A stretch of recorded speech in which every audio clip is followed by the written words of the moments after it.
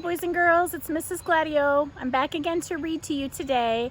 I'm going to go ahead and turn my phone around so that you can see the book, so bear with me for just a minute here. Today we're going to be reading Jam and Jelly by Holly and Nellie, and this book was written by Gloria Whelan.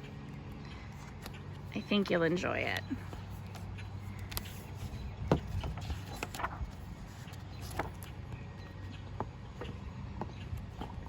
Give me 1 second here to get adjusted. All right. Holly starts school this fall, Mama tells Papa. She'll need a warm coat and boots. We live in northern Michigan where the winter wind lays hold of you and the snow falls until everything is like a sheet of white paper. Papa shakes his head, meaning no. You can't expect money from carrots that grow in sand or cabbages that have to push away rocks on their way up. When the weather gets bad, Holly will have to keep to the house. Missing school because she cannot afford a coat and boots. Mama says, when I was Holly's age, I missed school half the winter. Ever since, my learning's got big holes in it. I'll find the money somewhere. Papa throws her a look. You going to hunt for it in the woods? Yes, sir, Mama says, snappy-like. There's plenty in the woods free for the taking. What do you think could be free for the taking in the woods?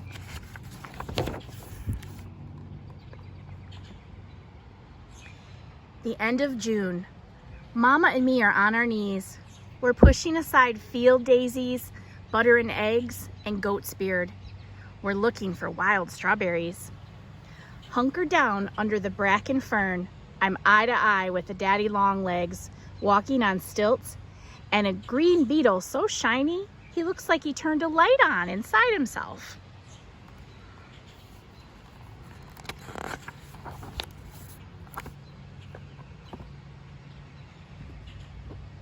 The strawberries are no bigger than the nail on my little finger. It takes a long time to cover the bottom of my basket. Mama's basket is nearly full. I'm hot and my knees hurt from kneeling. Red pepper ants stick their needles into me. I say, can't we stop now? Mama tells me, listen to what the oven bird says. The bird calls, teacher, teacher, teacher.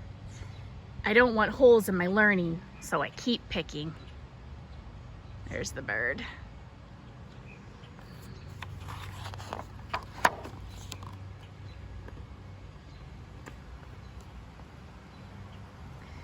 Back home in the kitchen, Mama gets the kettle boiling. I can smell strawberries all through the house. Papa and me get to eat the skimmings. Mama's a saver. She's got a cupboard full of empty jars. Besides jelly jars, there's mayonnaise jars and peanut butter jars and mustard jars. Soon the empty jars are full and there's a whole row of strawberry jam. You can see the tiny berries like red fish swimming in a red sea. That's a good comparison right there. The little berries are like red fish swimming in a red sea. Look at all these jars of jelly. Any ideas yet on how this is going to help her get a coat and boots for the winter? Mama and I hurry down by the river to get the June berries before the birds finish them off. The waxwings are there with their feathery cowlicks and black masks. The grosbeaks are there with their red bibs and sweet songs. I pick from the low branches. Mama picks from the middle. The birds get the top. There she is down there, the good little girl. I can't keep my eyes off the busy river. Trout swim by, fast as a wink. A blue heron fishes for frogs. A duck paddles by, pulling 5 ducklings on a string behind her. Lots of action in this river.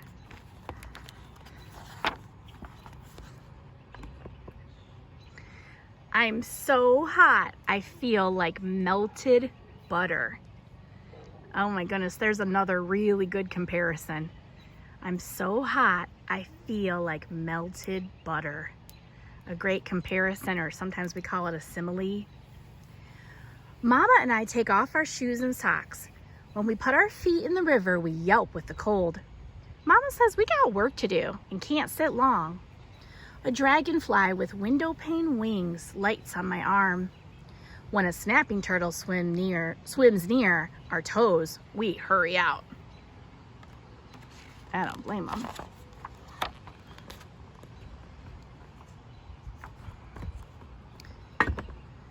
Raspberries grow in the open. The July sun is noon hot. But we've got on straw hats, so it can't get to us. The Queen Anne's lace has put up its white umbrellas. Each milkweed flower has an orange butterfly dangling like an earring. More raspberries go into my mouth than go into my basket. Near one of the bushes is a woodchuck hole. The woodchuck is lucky, living in the middle of a raspberry patch. I find the burrow's back door. If a fox sticks his nose in the front, the woodchuck can hurry out back.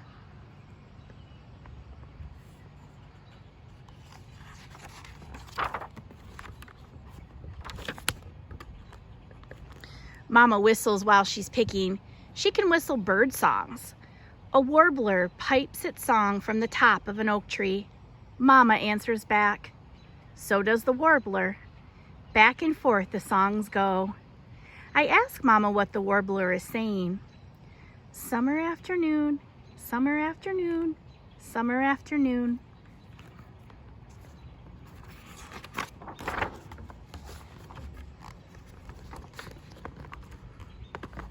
Mama keeps some raspberries from the kettle. For dessert, we have raspberry pie. I have 2 pieces. Papa has 3. I've got a surprise for you, he tells me and Mama. Sorry, but he won't say what it is. It'll be ready when you're ready, he says. Huh, what do you think it could be? Ooh, look at that pie. Looks good. Papa's making something. Or he has something. The blueberries grow on a hill. It's the hottest July ever, so we pick in the evening cool.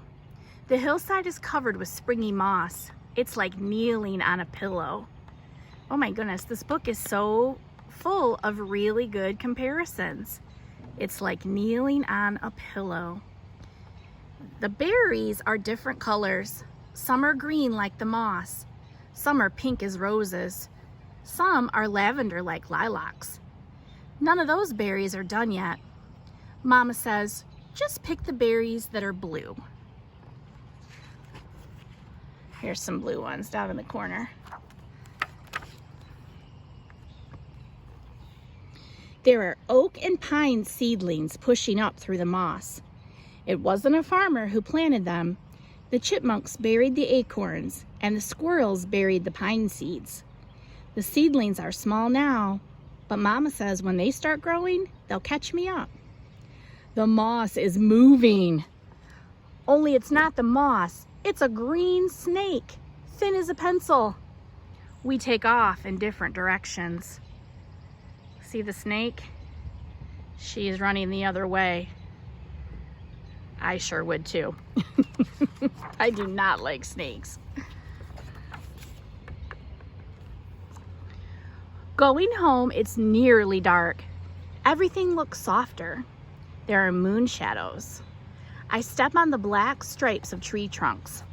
A whippoorwill says its name. They worked a long time. In bed, I hear an owl ask the same question over and over. Who? Who? Who? I dream I open the door to the schoolhouse, and inside, it's full up with berries. Could you imagine? Now she's even dreaming about berries. Blackberries come last. It's nearly fall. The maple trees are starting to put out their red flags. There's no more bird song in the woods. Last night, Papa had to cover his tomatoes with newspaper to keep out the frost.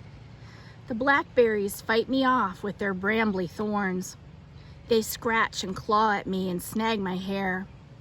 I say, maybe it wouldn't be so bad missing some school days. Mama says, Holly, they tell you stories in school. The day you miss might be the best story of all. But I don't know how all the berries will turn into a coat and boots. What about you guys? Do you have any ideas yet? How all this jelly and jam is gonna help her get a coat and boots? Whoa, look at all that. We pick all week and there are still blackberries left on the bushes. Mama makes blackberry jam and jelly and pie and muffins. You can't turn around in the house without running into a blackberry.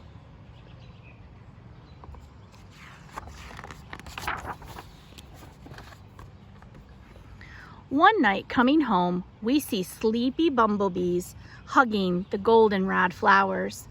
The chilly bees are waiting for the morning sun to warm them up.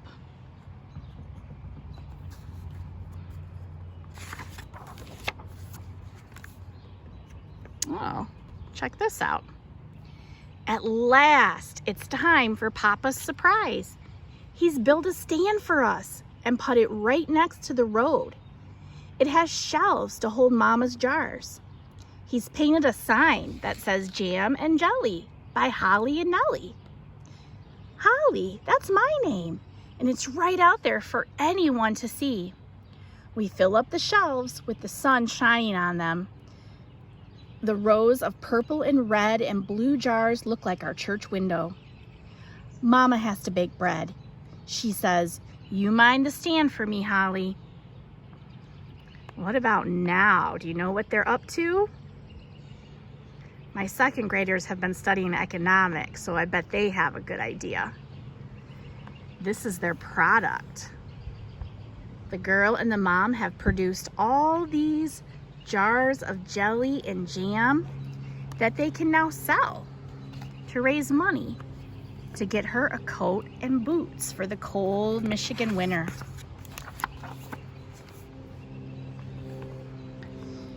It's a long time before a car stops. How much? The driver asks. 25 cents a jar, I say. The man drives off fast, leaving me and the jars all dusty. Another car comes by. A lady winds down her window. How much? She asks.